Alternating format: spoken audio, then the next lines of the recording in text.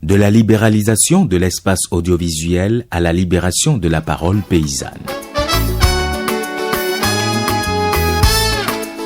Oh, que le temps passe, quand même on yaoui, fili ouais, nous danser et battre son temps. Écoutez Solidarité FM. Ça, c'est pour vous.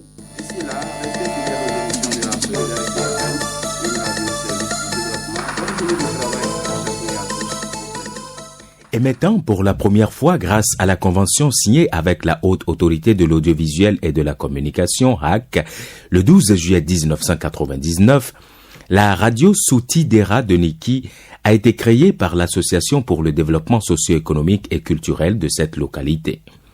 Mais très tôt, la radio de la Cité Royale et du berceau de la culture Batonou fut confrontée aux difficultés de tout genre, l'empêchant ainsi de répondre aux attentes de son auditoire. Les débuts ont été difficiles.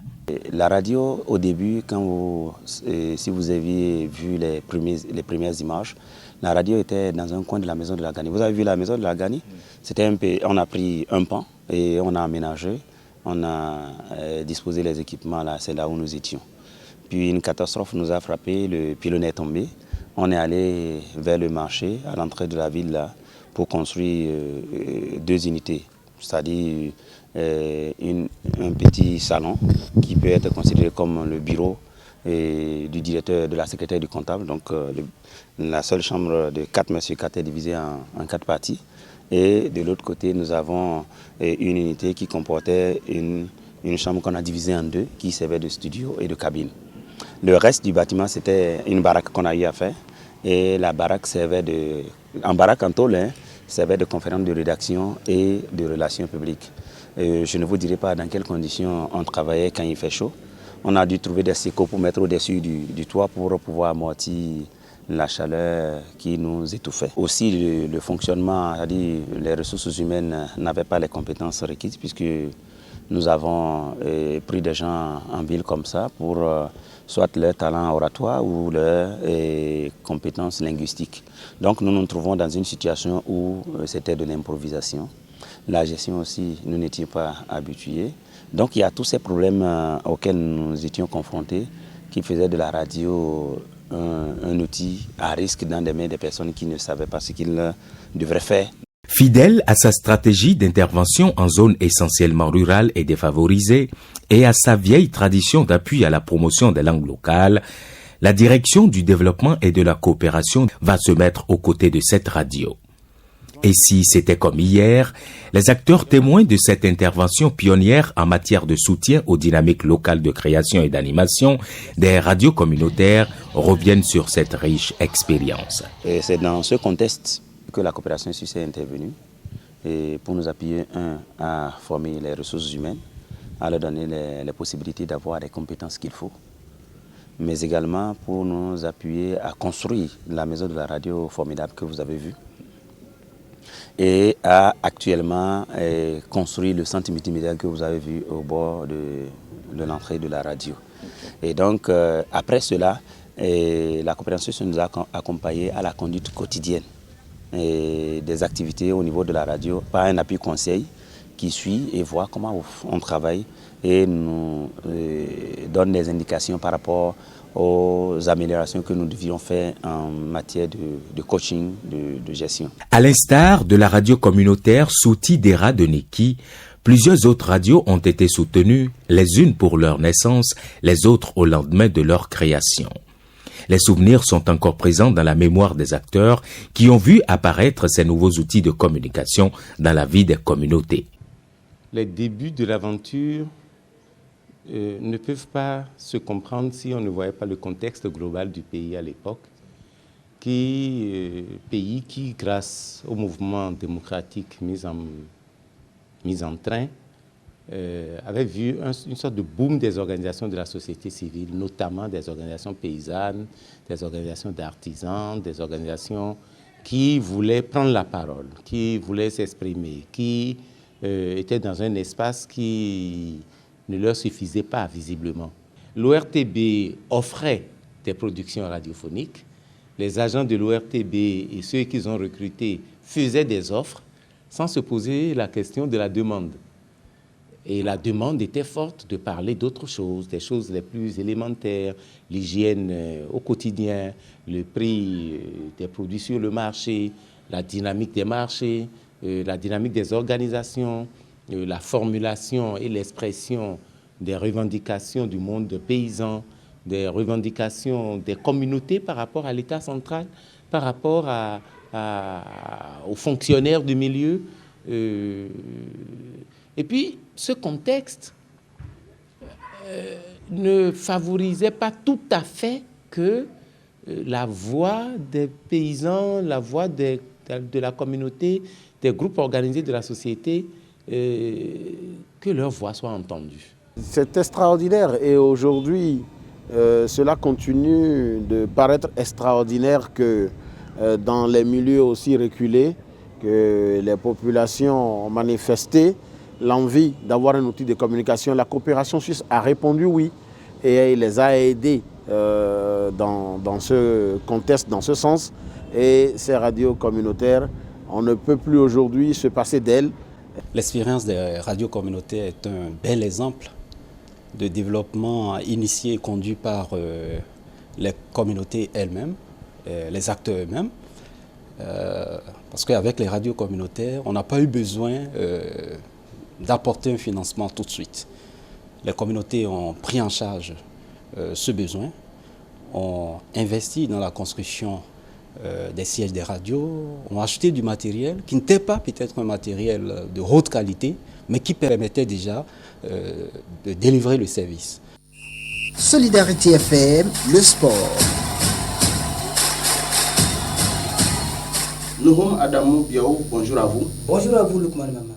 Mais au Bénin, on doit surtout l'avènement des radios communautaires à la loi numéro 97-010 du 20 août 1997, intervenue pour libéraliser l'espace audiovisuel et offrir un contexte d'éclosion de nouveaux outils de communication. Désormais, grâce à cette loi, les organisations de la société civile ainsi que les communautés à la base pouvaient être propriétaires de médias de proximité que sont les radios communautaires. Avec un contexte de démocratisation de l'espace médiatique, la coopération suisse va s'engager davantage à soutenir les radios communautaires nouveau-nées à travers un vaste programme d'appui aux radios communautaires et locales, PACOM, devenu plus tard, en 2007, le programme d'appui à la communication communautaire, ASCOM. Il faut se rappeler que le programme a commencé en 1996. À cette époque, les radios communautaires n'existaient pas. La libéralisation des ondes a eu lieu en 1997. Et à cette époque, beaucoup de populations, notamment habitant dans les zones rurales, n'avaient pas accès à l'information. Donc l'objectif premier de ce programme, c'était vraiment de permettre aux populations d'avoir accès à l'information, d'être informées, de savoir ce qui se passe au Bénin. Avec ce programme, une douzaine de radios communautaires ont pu être d'abord créées, ensuite ont pu émettre dans les langues et ainsi permettre aux populations d'avoir de l'information sur des sujets importants pour leur vie quotidienne, que ce soit des questions de santé, d'éducation, d'élevage, d'agriculture, en langue, et ainsi pouvoir jouer leur rôle dans le développement du pays. Ainsi, durant les 19 ans d'appui constant, c'est près de 5 milliards de francs CFA qui ont été investis pour soutenir et apporter des changements dans la vie des radios communautaires. En dehors des équipements informatiques, du matériel technique, de la formation des directeurs et agents, les radios communautaires se sont dotées des outils de gestion pour passer d'une navigation à vue à une gestion moderne et durable. En tant que premier directeur de la radio Nanto FM, que cette coopération a commencé depuis 2004. Parce qu'à l'époque, c'était avec PACOM, ensuite ASCOM. Déjà depuis 2004, nous avions écrit, demandé l'appui de PACOM. Et à l'époque, donc, M. Omar Mamadou, donc, qui n'est plus là malheureusement, nous a inséré en même temps dans toutes les activités plus ou moins institutionnelles. Donc, nous avons été insérés dans la FERCAM, nous sommes inscrits à la FERCAM. Nous avons aussi participé à plusieurs formations organisées par le PACOM, puis l'ASCOM. Les conseils d'administration assurent désormais une mission d'orientation et de conseil en appui aux directeurs des radios bien aguerris sur leurs rôles et missions. Demi, la radio, il y a une formation, puis une formation, gwara ha formation ba kwa personnel nti ba formation wa be he ma ha elu ba ha formation wa ba honyeru fihia na tama ya ha fani ba ka ya ma wahara ga mo de me bi ku ma si mo ka pokoro heda o gangun gire ye yanwa. Ils ont permis d'améliorer les prestations. Ils ont permis à la radio de donner beaucoup plus de conseils, disons, oui, d'assister la population, de contribuer au développement de la population de Bassela. Parce que la radio accompagne la population par rapport aux activités champêtres, aux activités commerciales, aux activités de santé. Il faut dire que vraiment, pratiquement en tout, et même par rapport à la culture locale.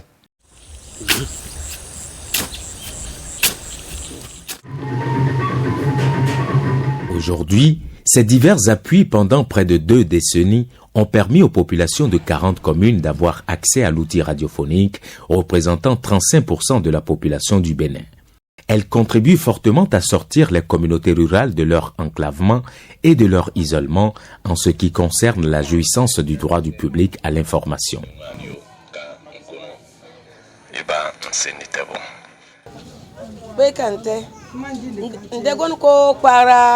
Mo gani no don asi para biyo alma ho kanka para gayo no para kurmo gai zugo kurgai halin na yo baka nyi kurpai kurgai. Je suis de Tchéti. J'écoute bien notre radio, Radio Réoflet de Tchéti.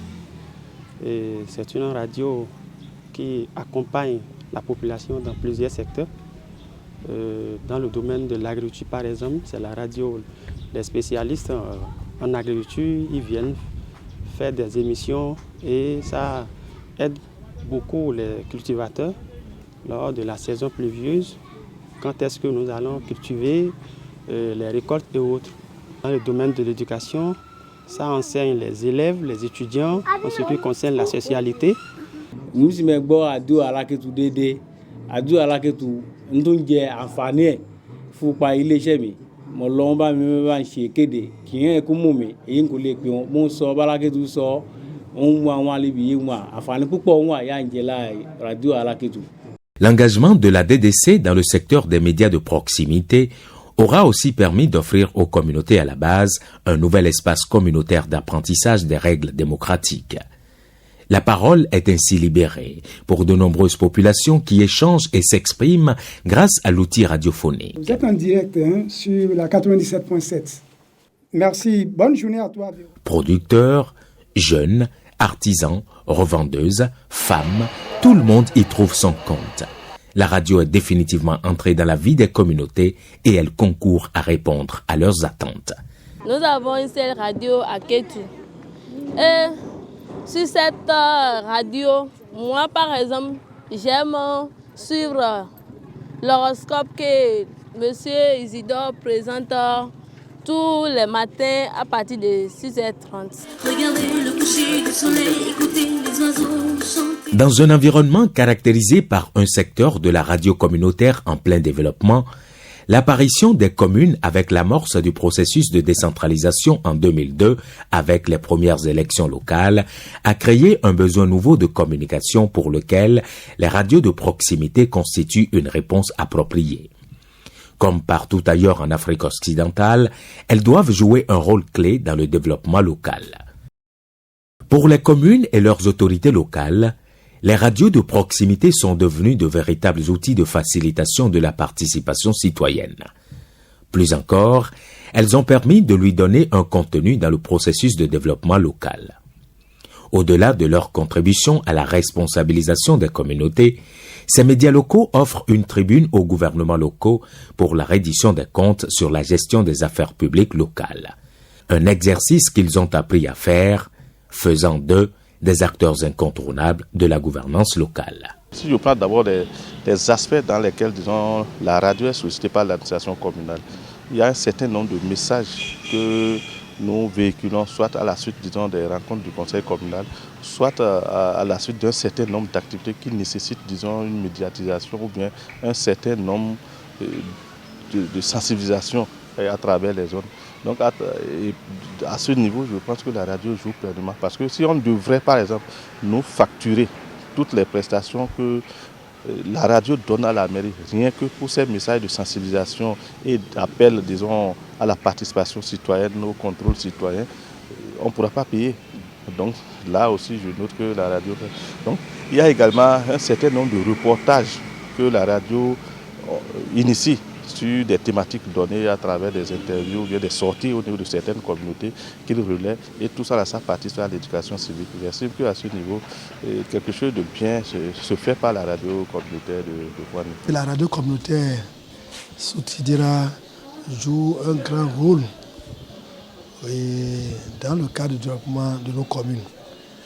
En ce sens d'abord qu'elle constitue un élément d'intercommunalité. Parce que la radio est suivie dans les communes de Perere, de Kalale et de Niki et aussi une partie du Nigeria dans la zone de Baroute, local government de Kosokosu. Donc cela, d'abord, je dis qu'avec la radio, il y a quand même des éléments d'intercommunalité qui est là. Et cela nous amène souvent à mener des actions concertées au sein de ces communes-là. Autre élément également, cette radio nous permet au niveau de la mairie de faire la reddition des comptes, de passer nos informations, de passer des communiqués d'intérêt public et également d'aller pour des débats contradictoires à la radio.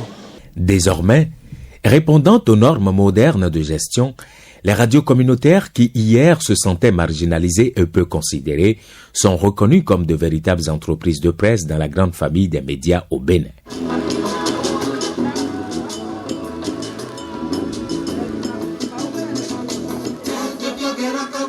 De même, devant leur existence, pour la plupart aux associations de développement ou à l'initiative des ressortissants de la localité, les radios de proximité ont appris à gagner leur indépendance pour résister aux pressions et à la récupération politique. Avec des sièges bien rénovés, un cadre de travail adéquat, propre et bien équipé, des outils modernes de gestion, un personnel bien formé et respectant les normes déontologiques, les radios communautaires jouissent de la même attention que les autres radios privées et prennent toute leur place dans l'univers médiatique béninois qui s'enrichit de nouveaux membres. Les radios communautaires occupent une place de choix parce que lorsque nous prenons le paysage médiatique, surtout au niveau des médias audiovisuels, et qu'on vient au niveau des radios, au niveau de la haute autorité de l'audiovisuel et de la communication, on les classe en trois types. Il y a les radios privées commerciales, les radios privées non commerciales et les radios confessionnelles. Par essence, nous savons que les radios commerciales ont un but précis. C'est fait tout en donnant l'information, c'est fait c'est réaliser des profits. Alors, les radios confessionnelles aussi ont un objectif bien précis, c'est faire passer un certain message par rapport à la confession qu'elle supporte, je veux dire par là. Maintenant, restent les radios privées non commerciales, au nombre desquelles les radios communautaires occupent une place de choix.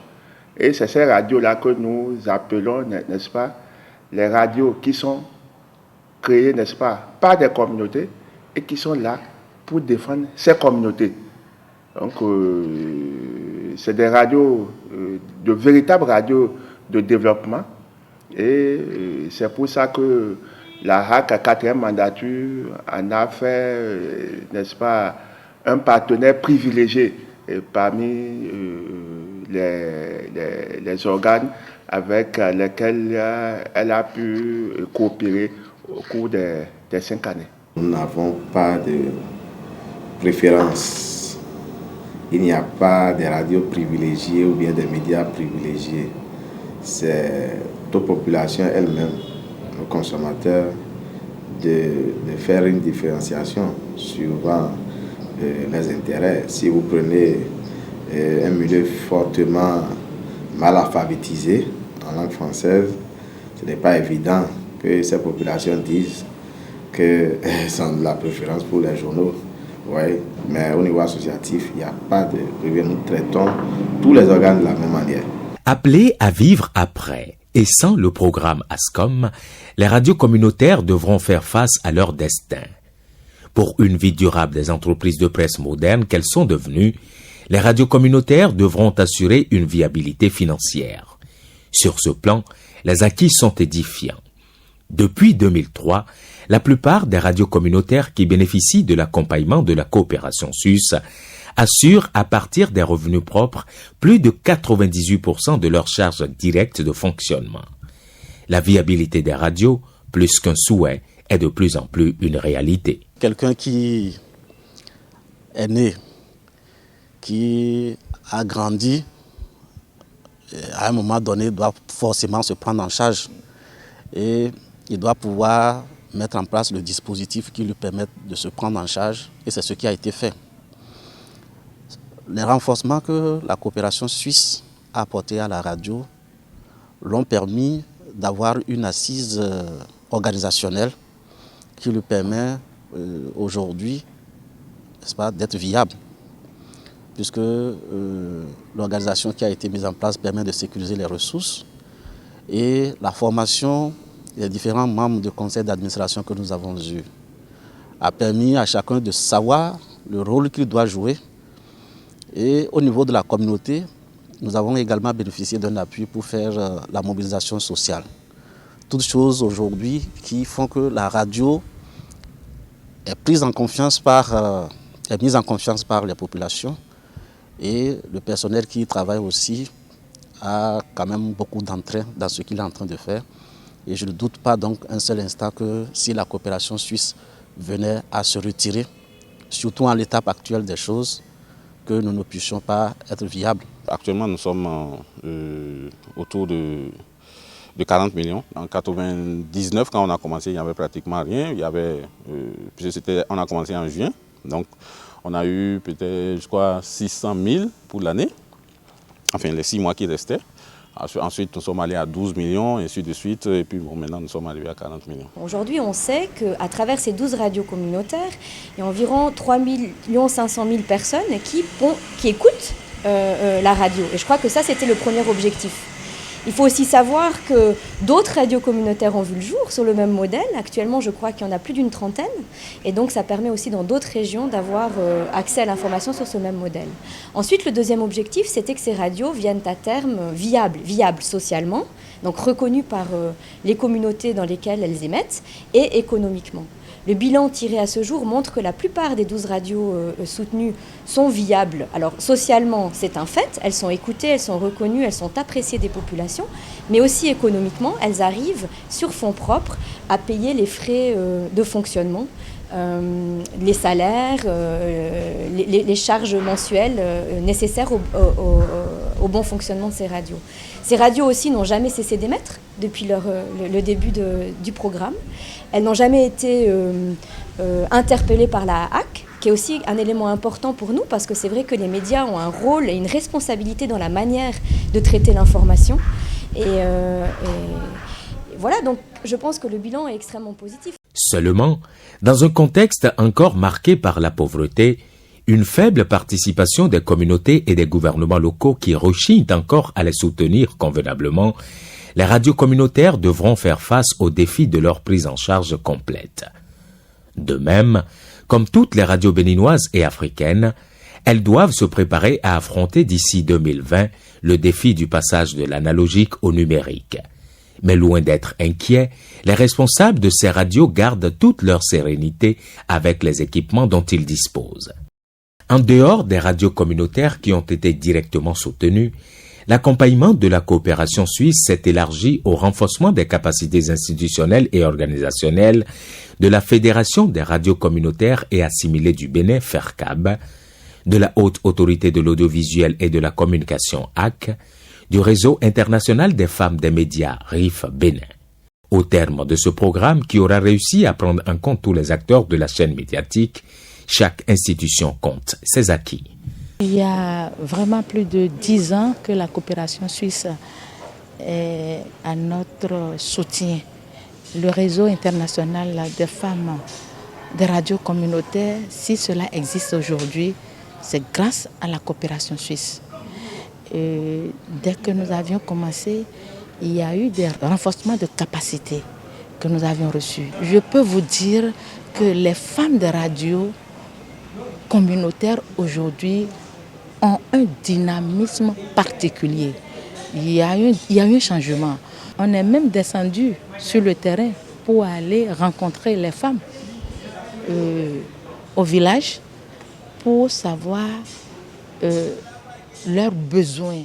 Avec l'appui du programme, toutes les institutions pérennes ont été préparées à assurer la relève pour consolider les acquis. Surtout, il est attendu du ministère en charge de la communication d'étendre son appui à toutes les radios et leur prise en compte dans son plan de travail annuel. Suivant les textes qui régissent le ministère de la Communication et notamment la direction des médias, nous avons comme attribution, entre autres, de suivre les radios rurales, locales et communautaires et les radios communautaires et associatives du Bénin. Donc à ce titre, on a le devoir de nous engager de façon à ce que ces radios-là deviennent pleinement radios et aboutissent à des entreprises de presse. En 2009 déjà, le gouvernement béninois, à travers le ministère de la Communication, a appuyé toutes les radios communautaires et associatives, donc y compris les radios rurales locales, y compris celles qui sont couvertes par la coopération suisse, en les dotant d'émetteurs, de groupes électrogènes, parce que les radios rurales, toutes les radios rurales ne fonctionnent pas avec l'énergie électrique, en les dotant de consoles, d'un certain nombre de matériels, même de motos, pour permettre aux journalistes d'aller faire leur reportage n'importe où. C'est pour dire que le ministère de la Communication pense énormément aux radios communautaires, parce que pour elles, les radios communautaires sont essentielles, sont importantes pour ce qu'on appelle le développement de la nation. Il ne s'agit pas seulement, c'est pas seulement le volet politique qu'on observe sur les radios qui sont en ville, mais l'accès à l'eau, le plan foncier, le plan de sécurité, les problèmes que les populations vivent au quotidien, c'est avec les radios rurales, les radios communautaires précisément, qu'on retrouve ça. Désormais, les radios communautaires devront apprendre à se prendre en charge.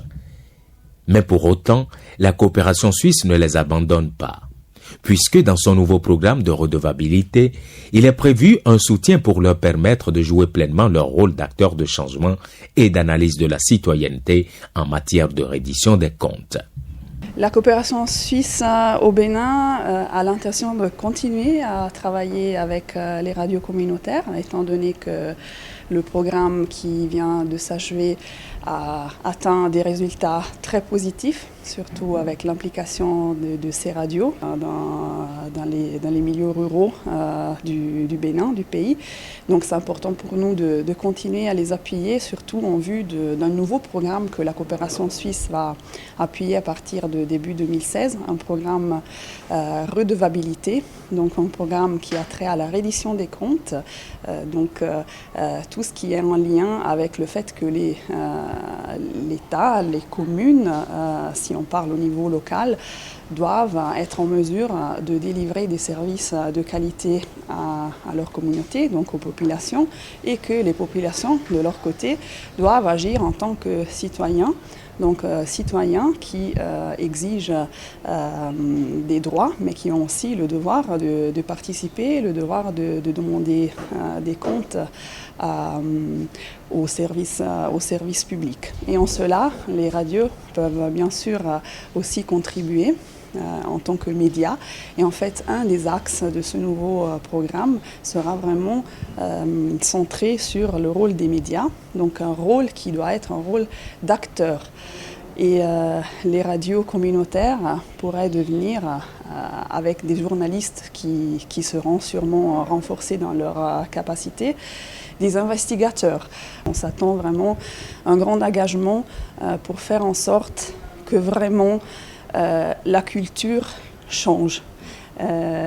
Donc que les citoyens et les médias contribuent à ce que les citoyens se sentent aussi responsables de leurs actes et fassent en sorte de participer le plus possible pour pousser les institutions publiques à exercer leurs devoirs et donc à délivrer des services socio-économiques, des services publics de qualité pour le bien-être des populations. Plus que jamais, l'avènement et l'accompagnement des radios communautaires a contribué à changer la vie de nombreuses communautés.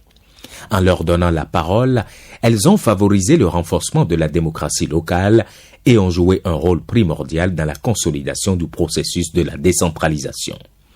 Plus que de simples canaux d'information, les radios communautaires se sont révélées au fil des années comme de puissants instruments de désenclavement des populations à travers une ouverture sur les réalités locales du Bénin et du monde. À l'heure de la mondialisation, où l'information sème les graines de la prospérité, les communautés de nos villages et hameaux peuvent compter dorénavant sur les radios communautaires. Mais, même à l'avant-garde des mutations sociales, les radios communautaires sont condamnées à se construire un nouvel avenir sans le programme ASCOM, une manière pour elles de démontrer qu'elles ont atteint l'âge de la majorité.